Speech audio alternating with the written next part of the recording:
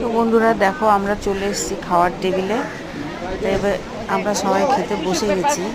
এটা আমার বান্ধবী ওর অবস্থা দেখো, খাওয়ার দিক ছাড়া অন্যদিকে ধ্যান নেই।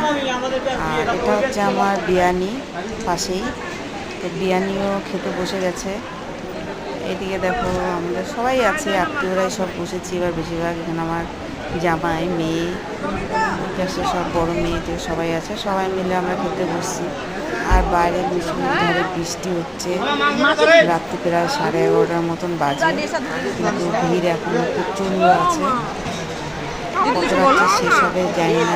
এটা আমার বিরিয়ানি, উনিও বলছিলেন ভালো হয়েছে। ঠিক আছে, আবার যেটা বাঁচবে আমরা কালকে খাবো, ঠিক আছে? দুজনে মিলেই খাবো, একা খাবো না, ঠিক আছে? পাগলা মিশে তো।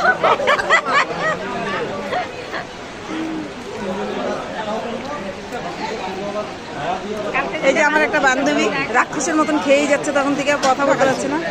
এই যে নেতা ব্যথা বলে, এটা হচ্ছে আমার রাক্ষসী বান্ধবী, আর এটা হচ্ছে আমার বিরিয়ানি।